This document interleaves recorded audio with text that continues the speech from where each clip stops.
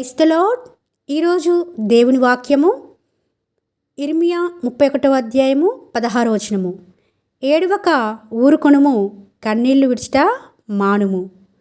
చూడండి, ఈ రోజున దేవుడు ఈ వాక్యం ద్వారా మనతో స్పష్టంగా మాట్లాడుతున్నాడు. మరి మన జీవితాలలో ఎన్నోసార్లు కన్నీటితోనే గడిపిన క్షణాలు ఉంటాయి.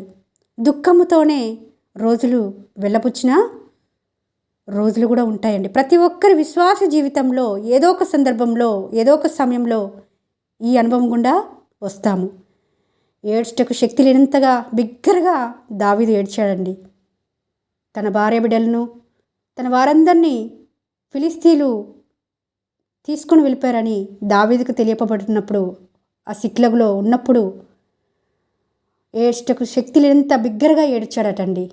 అంత ఏడుపులో కూడా యెహోవాను బట్టి ధైర్యం తెచ్చుకున్నాడట.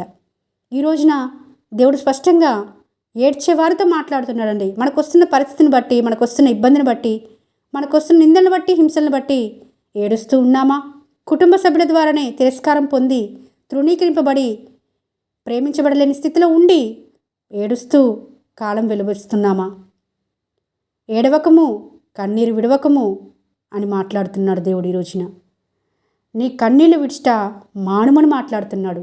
అంటే చూడండి, ఉదయమున ఏడుపు వచ్చి సాయంకాలమున మరల సంతోషంతో నింపే దేవుని కలిగి ఉన్నామండి మనము. ఈ కష్టాలు, నష్టాలు, శ్రమలు అనేవి తాత్కాలికమే. అయితే ఆ ఏడుపు మనుషుల దగ్గరికి వెళ్ళి ఏడుస్తున్నామా?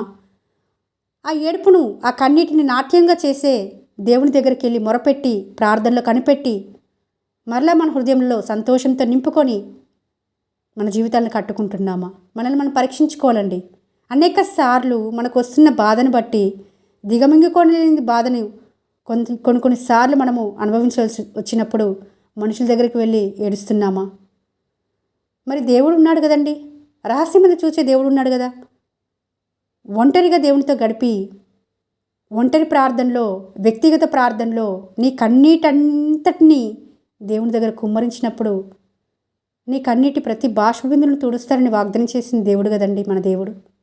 మరి ఎంతవరకు ఏడుస్తూనే ఉన్నాము, కన్నీళ్ళు విడుస్తూనే ఉన్నాము వ్యర్థమైన వాటి కోసం.